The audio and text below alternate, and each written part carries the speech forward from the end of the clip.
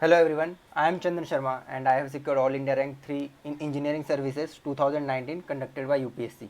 Okay, so we are covering heat transfer. So we have already covered the topic conduction, and in this lecture we will cover convection, radiation and the various laws that is applicable for the conduction, convection and radiation. So let's start with the convection. So first of all, I want to also tell you one thing, like I am not going to write the means every definition. Okay, we are going to solve or derive the formulas. Okay, ये हम करेंगे, but we are I am not going to write definition, but yes अगर कोई definition है सो मैं उसकी critical things बताऊंगा, पर मैं डेफिनेशन बोलूँगा. So whenever you are listening the video, so try to write the definition, क्योंकि डेफिनेशन से कभी कभी डायरेक्ट डेफिनेशन पूछ ले जाते हैं एग्जाम में. सो आप अपने नोट्स में डेफिनेशन प्लीज़ खुद लिखने की जो एक आदत होती है उसको बनाइए. Okay, so let's start with the definition. Convection is the mode of heat transfer. So first of all, it is a mode of heat transfer, okay, which generally occurs between solid surface and the surrounding fluid due to temperature difference. So temperature difference delta T should be there. If there is no temperature difference, so there is no heat transfer. Okay, means there is no transfer of energy.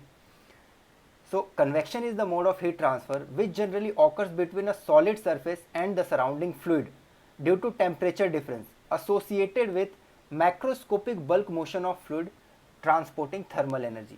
So यहाँ पर दो चीज़ें हैं. First heat transfer, then there is requirement of temperature difference between solid and a fluid. Generally हम इसी के बीच में देखते हैं और हम पढ़ते भी हैं. ओके, एंड उसके कारण जो होता है macroscopic bulk motion of the fluid. Fluid can be anything, it can be in the form of liquid or gas. Okay, so fluid, and due to this macroscopic bulk motion of fluid, there is a transfer of, or there is a heat transfer, or there is a transportation of thermal energy. Okay, so let's see. We have seen that in our kitchens when our mom made rotis for us. So the tawa that is put on the stove or the gas, जब वो रोटियां बनाती हैं, when they are making the rotis, so we have seen these kind of air or waves. Okay, ये होती क्या है? Okay, कहीं पर ऐसे आग लगी हुई है बहुत दूर, या गर्मी का मौसम है, सो यहाँ पर भी हमें वेव्स दिखती हैं. वो वेव्स क्या हैं? ओके, सो वो क्या होता है कि जो एयर होती है, यहाँ पर जो साइड की एयर होती है, they come in contact with the surface and they take the heat from the surface, and due to buoyancy means the air is which is in the contact of the hot plate gets heated, and as we know, as temperature increases density decreases. So air above means अगर ये hot plate है, okay, ये hot plate है and यहाँ से air आ रही है और यहाँ से. ओके, तो जो यहाँ की एयर है इसका टेम्परेचर इंक्रीज हो जाएगा, डेंसिटी डिक्रीज हो जाएगी, पर जो ऊपर वाला है एयर उसका टेम्परेचर कम है, डेंसिटी ज़्यादा है. सो बायोंसी फोर्स हमें पता है. Okay, so due to buoyancy this air will come above and this air will go below. So due to that we will see these waves. Okay, so there are two types of convection. Okay, so the convection is of two types. First one is forced and second one is natural, or first one is natural, second one is forced. So generally हम forced and natural दोनों पढ़ेंगे इसमें. Okay, so what is force? Can you give an example? When you switch on the fan and due to that the air that you feel is a type of a forced convection. But natural का कैसे देख सकते हैं कि if you are एक room में, like there is a one box, closed box, okay, and these two are metal plates. You heat this plate 1, then plate 2 will get automatically heated after certain amount of time.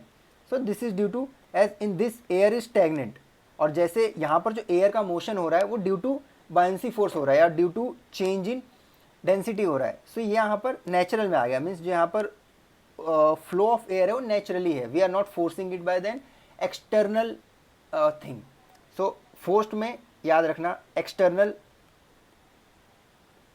And natural में internal, due to internal disbalance. Okay, so दोनों में fluid का motion compulsory है। Okay, fluid is always in motion in convection. तो ये convection हो गया, basic of convection. फिर हम कन्वेक्शन के बारे में अच्छे से फिर से पढ़ेंगे। नाउ जो थर्ड थिंग है वो है रेडिएशन।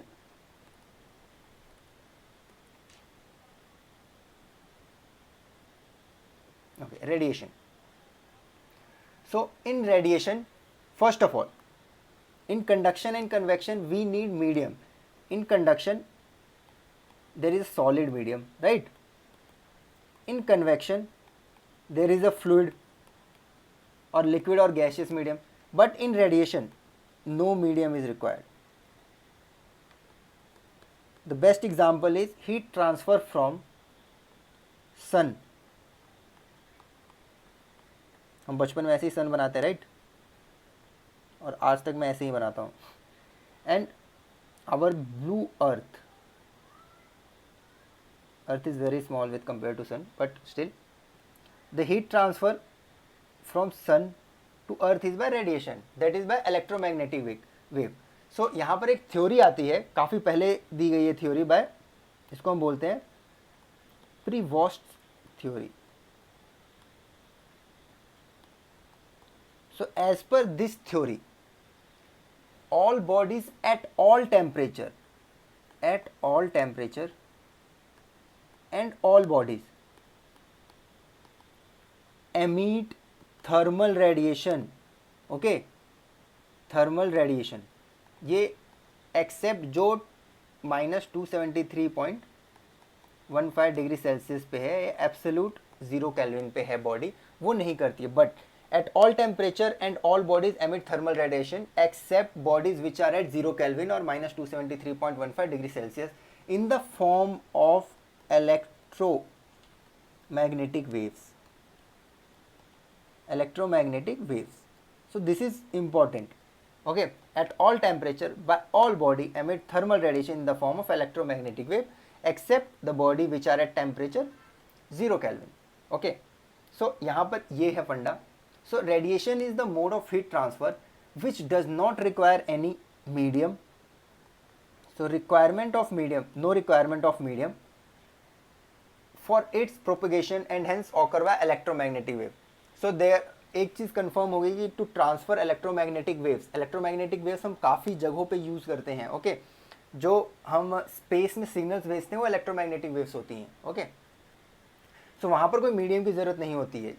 जैसे रेडियो वेव्स के लिए मीडियम की ज़रूरत है, लेकिन इलेक्ट्रोमैग्नेटिक वेव्स के लिए नहीं है। ओके, सो रेडिएशन में mode of heat transfer completely, अब इसका दूसरा फंडा है H delta T means difference in temperature increases, radiation mode of heat transfer, radiation mode of heat transfer completely predominates over conduction and convection, particularly when temperature difference is sufficiently high. इसको हम कैसे prove कर सकते हैं? Okay, at last year delta T increases, Q of conduction directly proportional to T1 minus T2, right? Q convection directly proportional to TW minus T infinity. ये कहाँ से आया? जब हम लॉज पढ़ेंगे तो हम देख लेंगे, और आपको पता भी होगा क्योंकि ये तो हम 11th-12th में भी पढ़ते हैं। T1 raise to 4 minus T2 raise to 4, यहाँ पर TW एंड T इन्फिनिटी को you can take T1 and T2। Okay, so ये केल्विन में है, ये भी केल्विन, ये केल्विन, ये डिग्री सेल्सियस में भी हो सकते हैं। सो यू कैन सी यहाँ पर जो पावर है रेज टू 4 है। Of course like T1 is 10 and T2 is 5, so first इसके लिए 5, इसके लिए 5, बट यहाँ पर 100 minus 25, so it is 75, 75 is much larger than 5। Okay, so अगर जैसे जैसे टेम्परेचर डिफरेंस ज़्यादा होगा रेडिएशन प्रीडोमिनेंट हो जाता है। ओके, एंड अगर आप कोई प्रैक्टिकल सिचुएशन देखेंगे, in practical situations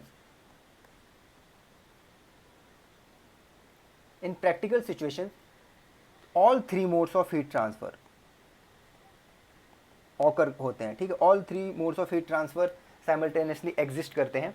so you can not means अगर आप प्रैक्टिकल स्टडी कर रहे हैं so you have to take consideration of all three.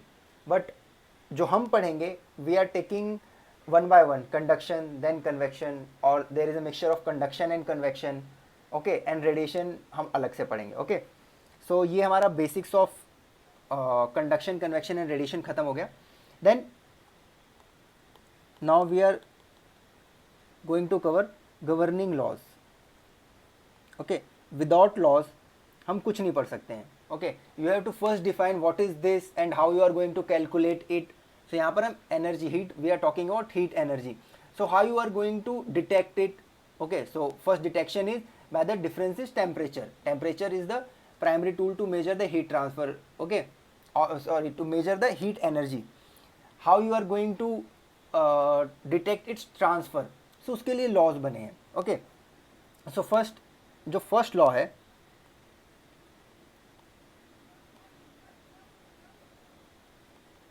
Fourier's law of conduction.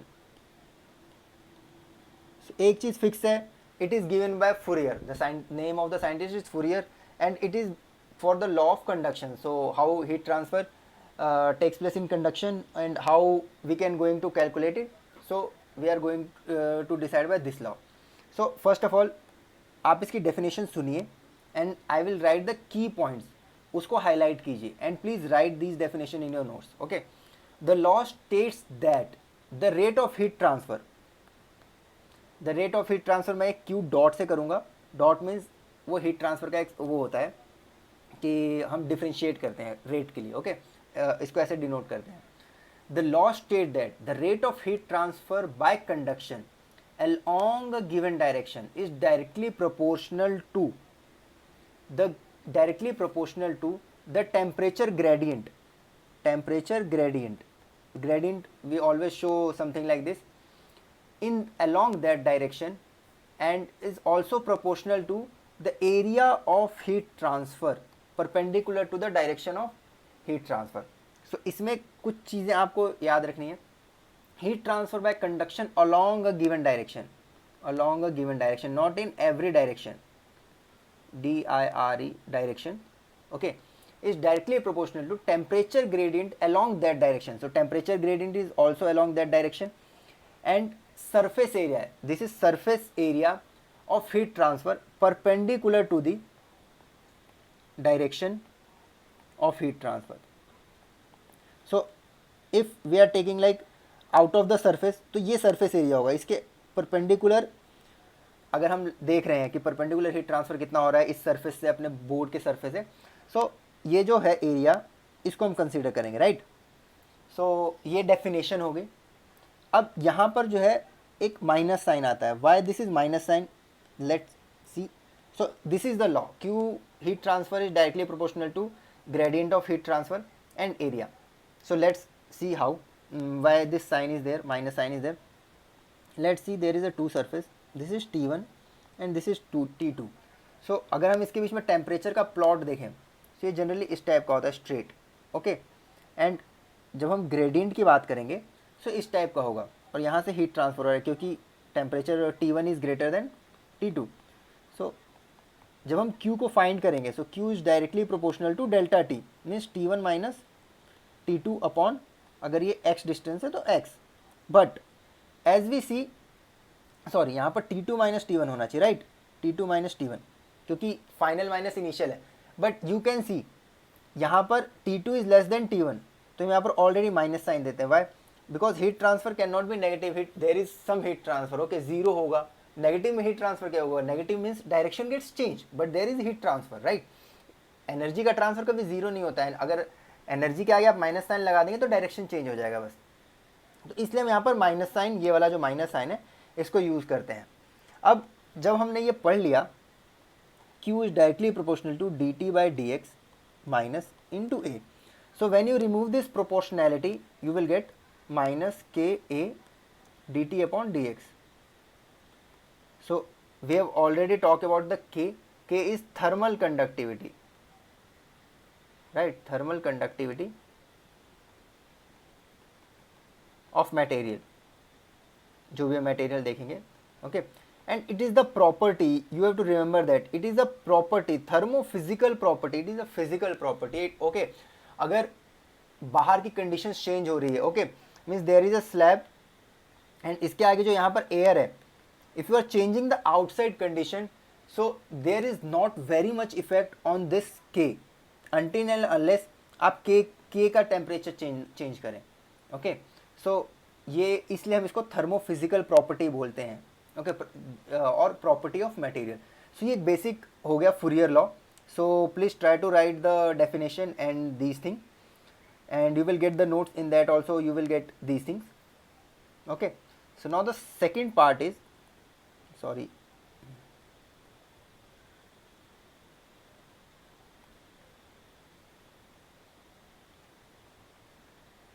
second part is Newton's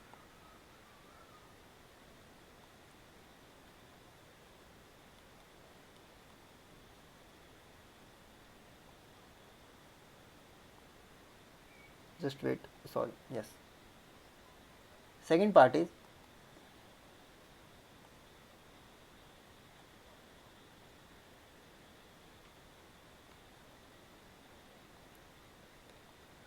थोड़ा सा पेन का दिक्कत हो गया था, Newton's law of cooling for convection,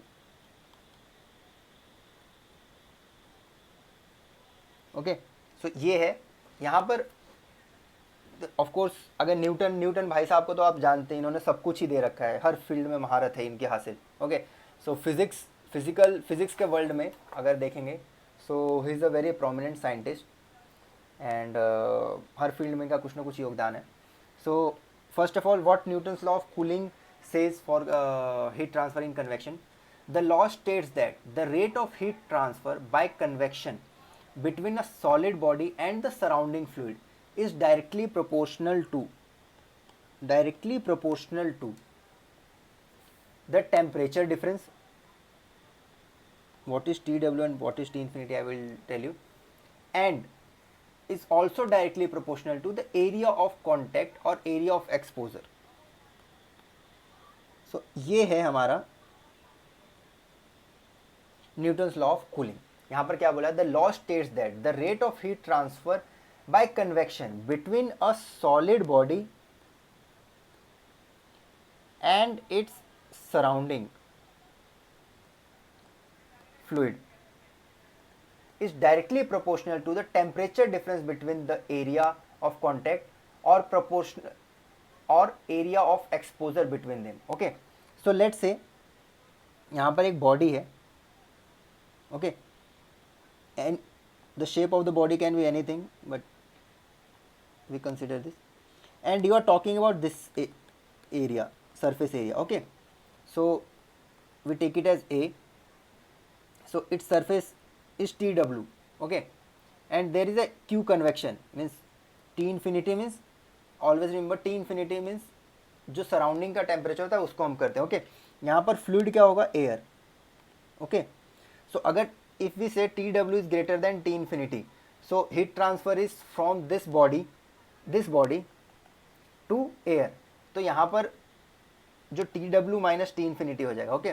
so Q convection को हम डायरेक्टली लिख सकते हैं TW minus T infinity into A. If you remove this proportionality sign, so you will get Q equals to HATW minus T infinity. So this is the proportionality constant and H is convective heat transfer coefficient, okay, और film heat transfer coefficient भी बोलते हैं। इसकी जो unit होती है, unit हमेशा याद रखना, वॉट पर मीटर केल्विन। यहाँ पर अगर आप इसकी यूनिट देखेंगे तो यूनिट के की यूनिट कैसे मैं निकाल सकता हूँ, Q upon A dt by D x, simple. So Q की क्या है, वॉट, A की क्या है, मीटर स्क्वायर, T की क्या है, केल्विन अपॉन मीटर। सो K की यूनिट हो गई वॉट मीटर केल्विन, राइट। अगर मैं वैसे ही यहाँ पर यूनिट देखना चाहूँ, तो यहाँ पर इस वाले से watt equals to H into metre square into kelvin. So H की यूनिट हो गई watt per metre square kelvin, okay. So ये बेसिक चीज़ें हैं जो आपको अगर हम नहीं भी पढ़ाएंगे तो आना चाहिए। Okay, so unlike thermal conductivity, के बारे में क्या मैंने क्या कहा था, that is a thermophysical property. So unlike thermal conductivity K, H is not a property of the material but it depends upon some of the thermophysical property of the fluid. So fluid यहाँ पर जो बाहर है उसके ऊपर depend करता है, ठीक है, कि H क्या है। So in forced convection,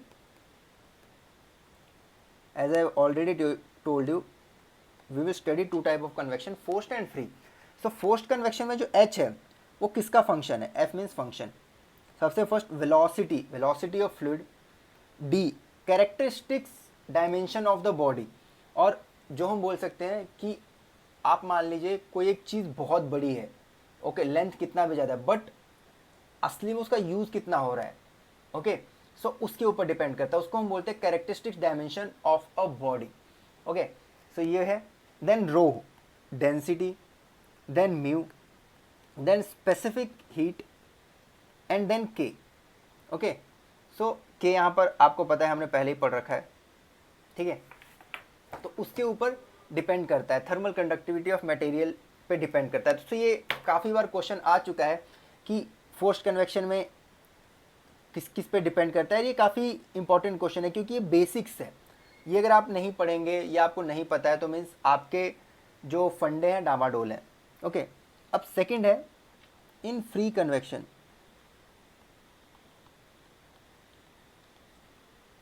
In free convection, H is the function of G gravity, beta isobaric volume expansion, delta T temperature difference, length characteristic dimension, mu rho Cp and K. Okay, so as we know in free velocity it will not depend upon the velocity. Velocity means there is some external thing जो उसको velocity provide करेगा। Okay, सो उसके ऊपर depend नहीं करता है, यहाँ पर वो डायरेक्टली किस पे डिपेंड करता है, ग्रेविटेशनल फोर्स पे। Then isobaric volume expansion coefficient है, this is isobaric volume expansion coefficient of fluid. Delta T temperature difference, L is characteristics dimension of the body, mu then density then CP and then K. Okay, so यहाँ पर वो velocity पे depend नहीं कर रहा है। सो ये term आप एक बार जनरली याद रख लीजिएगा क्योंकि इससे होता क्या है कि आपके जो छोटे छोटे जो क्वेश्चंस आते हैं वो काफ़ी जल्दी सॉल्व हो जाएंगे। ओके, एंड याद करने का एक बहुत ही सिंपल तरीका मैं आपको बताता हूँ। Never try to remember it in the first time. Okay, first 2 to 3 reading should be very general readings, और उसके बाद जो रीडिंग्स होती है दोज मीन्स फोर्थ और fifth reading should be for the understanding of the subject. Because एक चीज़ आप जब बार बार पढ़ते हैं सो योर अंडरस्टैंडिंग ग्रोज। जब आप अगर मान लीजिए मैं आपको छोटा सा एग्जाम्पल देता हूँ, ये जो वीडियो है 20 to 25 मिनट्स का है, 20 मैक्सिमम 30 मिनट्स का होगा। ये वीडियो आप पहली बार देखिए and try to remember all those things and try to write those things by yourself. Okay, then again follow this video and again do the same exercise, and in third time after 2 to 3 days again follow this video and again try to write the whole thing. You will see or observe that in the third time आप इस video से maximum चीज़ें ले लेंगे। आप जो मैं चीज़ें बोलना चाहता हूँ, जो मैं नहीं भी बोल रहा हूँ पर मेरी जो भावनाएं हैं वो भी आप समझ जाएंगे। ये होता है power of reading. Power of reading बहुत ही सही चीज़ है और ये आपको कल्टीवेट करनी पड़ेगी आपके अंदर। ओके, क्योंकि हर चीज़ आपको कोई टीचर नहीं बता सकता। आपको कुछ चीज़ें, कुछ ना कुछ चीज़ें किसी न किसी सब्जेक्ट की आपको खुद पढ़नी पड़ेंगी, एंड वो तभी आपके लिए ईजी होगा जब आप ये हैबिट रखेंगे। Okay, so there was a question on range of heat transfer coefficient H. So let's see, first one is free convection in gases और वेपर्स। सो इसकी जो वैल्यूज़ होती है, वैल्यूज़ 3 to 25 होती है, watt per metre square kelvin. Second one is forced. Now see the difference, forced convection in gases. सिर्फ हम पहले गैस देखते हैं, इसकी वैल्यू होती है around 25 to 400। The unit will remain same, right. The third one is free convection for liquid, that is 250 to 600, sorry, 250 to 600, yeah, watt per meter square Kelvin. For the fourth one, forced convection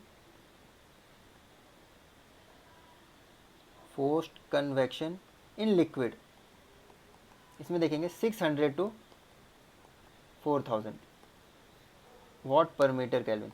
So you can see free convection in gases and vapor, this is very small. After, as we get into the forced convection, 25 to 400 काफ़ी ज़्यादा बढ़ जाता है. When we talk about the liquid and free convection, so it is around 250 to 600. क्यों यहाँ पर ऐसा होता है, लिक्विड में ज़्यादा होता है? Because the heat capacity of liquid is more, okay, than the gas. So अगर आप बोलेंगे कि 1 kg ऑफ गैस लाऊं और 1 kg ऑफ लिक्विड लाऊं, तो ज़्यादा एनर्जी कौन एब्जॉर्ब कर सकता है? ऑफ कोर्स लिक्विड कर सकता है. वही आप सेम अगर 1 kg ऑफ सॉलिड ऑब्जेक्ट लें तो उसका अलग चीज़ होगा. तो ये चीज़ थोड़ा सा इफेक्ट कर दी, क्योंकि मैंने बोला था H जो है वो K पे भी डिपेंड करता है, सॉरी CP पे डिपेंड करता है, राइट. K पे तो डिपेंड करता है, ये CP पे भी डिपेंड करता है. सो एक चीज़ और, फ्री कन्वेक्शन में एंड फोर्स्ड कन्वेक्शन में K किस में ज़्यादा होगा वो भी हम देखेंगे. ओके, सो यहाँ पर देखिए फोर्स्ड कन्वेक्शन इन लिक्विड और बढ़ जाता है, यहाँ पर 600, यहाँ पर 600 to 4000 हो जाता है. ओके, अब यहाँ पर देखिए जो सबसे मैक्सिमम होता है convection coefficient, condensation, now condensation, you should know condensation heat transfer, it is a phase change, right? Phase change, and that is vapor to liquid. यहाँ पर जो इसकी वैल्यू होती है 3000 to 25000 होती है watt per meter square Kelvin. And boiling heat transfer में यहाँ पर ये 5000 to 50,000 के आसपास होती है. So the maximum value of H can be in a boiling. यहाँ पर बॉइलिंग में लिक्विड टू वेपर जाता है, राइट. ऐसा क्यों होता है, इसका भी मैं आपको रीज़न बताता हूँ. इसका जो मेन रीज़न है वो है फेज चेंज. अब फेज चेंज में ऐसा क्या होता है? Okay, so let's see, there is a water at 100 degree Celsius. Okay, then there is a latent heat and there is a vapor at 100 degree Celsius.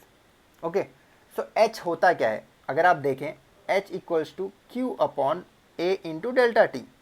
Q is watt, A is area meter square and Kelvin, right? So यहाँ पर क्या है, कितना heat दूँ कि ये delta T है, delta K. अगर मैं वैसे देखूँ, एक तरीके से देखना चाहूँ, मैंने इतनी एनर्जी दी इतने एरिया में तो मेरा इतना हीट टेम्परेचर चेंज हुआ. बट यहाँ पर जो टेम्परेचर चेंज है कितना है? 0 डिग्री सेल्सियस, राइट. बहुत बहुत बहुत कम. अगर मैं थियोरेटिकली देखूँ, यहाँ पर 0 पुट कर दूंगा तो इन्फिनिटी हो जाएगा, but that is not possible, right. So ये जो चीज़ डिफाइन है ये टेम्परेचर चेंज के लिए डिफाइन है, ये फेज डिफरेंस के लिए डिफाइन नहीं है फॉर्मूला. अगर आप बोलेंगे कि फुरियर लॉ, देन जो हमने अभी पढ़ा न्यूटन्स लॉ, ये आप फेस चेंज में अप्लाई करेंगे तो नहीं कर सकते, क्योंकि अगर 0 पुट कर देंगे यहाँ पर डेल्टा T की जगह पर, so that is infinity. But अगर मैं थ्योरेटिकली देखूँ, बॉइलिंग में हीट ट्रांसफर कितना हो सकता है, कितनी एनर्जी एक साथ लेके जा सकता है? बहुत ज़्यादा एनर्जी लेके जा सकता है, क्योंकि वहाँ पर फेस चेंज है. फेस चेंज में लेटेंट हीट की अगर आप वैल्यूज़ देखिए जाकर, सो काफ़ी ज़्यादा होती है. लेटेंट हीट की वैल्यूज़ के कारण ही ये काफ़ी ज़्यादा जो H की वैल्यू होती है वो आती है. ओके, नाउ जो थर्ड है that is Stephen's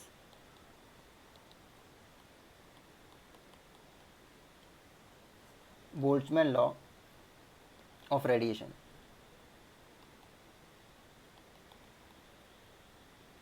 Okay, so again first we will start with the definition. The law states that the radiation energy we can say we define by E. Radiation energy emitted from the surface of black body per unit time per unit area is directly proportional to the fourth power of absolute temperature of the black body. यहाँ पर फिर से again please listen the definition. The law states that the radiation energy emitted from the surface of a black body. So first, what is black body? Then per unit time again we are talking about the rate per unit area, okay, is directly proportional to force power of absolute temperature. Absolute temperature scale is Kelvin, so temperature should be in Kelvin. So E is directly proportional to area and T raised to 4. So when you remove it, you will get sigma A T raised to 4, right? So यहाँ पर जो sigma है ये बहुत ही famous है, Stefan Boltzmann constant, और इसका value याद करने का बहुत इजी तरीका है, 5 6 7 इंटू 10 रेज टू 8, और इसका जो यूनिट होगा वो होगा what per metre square K raise to 4। बहुत इजी है, कहाँ से आएगा ये, देखिए यहाँ इसको लाइए, ई का यूनिट है watt, sigma we have to find the sigma unit of area is metre square and T raise to 4 is K raise to 4। So sigma की यूनिट होगी watt per metre square K raise to 4, okay, and it is a constant, universal constant, okay. So इसलिए इसको हम constant बोलते हैं।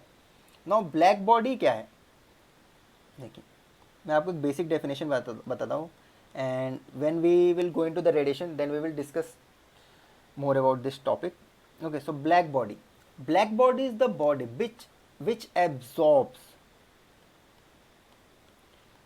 all the thermal radiation, incident or falling on it। ये इसकी basic definition, और falling on it, okay. So अगर कोई थर्मल रेडिएशन आ रही है तो 100% एनर्जी को एब्जॉर्ब कर लेता है एंड वो ट्रांसमिट या रिफ्लेक्ट नहीं करता है, ओके। सो अगर कोई एक एनर्जी आ रही है एक बॉडी पे, उसमें क्या हो सकता है, या तो आप एब्जॉर्ब करेंगे या आप ट्रांसमिट करेंगे, ट्रांसमिट मीन्स यहाँ पर छोड़ देंगे, प्लस या आप क्या कर सकते हैं, आप रिफ्लेक्ट कर सकते हैं लाइक मिरर्स, सो रिफ्लेक्ट कर सकते हो। तो यहाँ पर जो है 100% एब्जॉर्प्शन है, एब्जॉर्प्शन 100% है, तो ट्रांसमिशन 0% एंड रिफ्लेक्शन 0% हो गया, ओके। सो ये बेसिक चीज़ें हैं, बेसिक डेफिनेशंस हैं, ये आपको याद रखनी है क्योंकि इसी के ऊपर पूरा बिल्डअप होगा। So from the next lecture we are going to start conduction heat transfer, okay. So please try to remember all these basic things, okay. तब तक के लिए बाय एंड टेक केयर।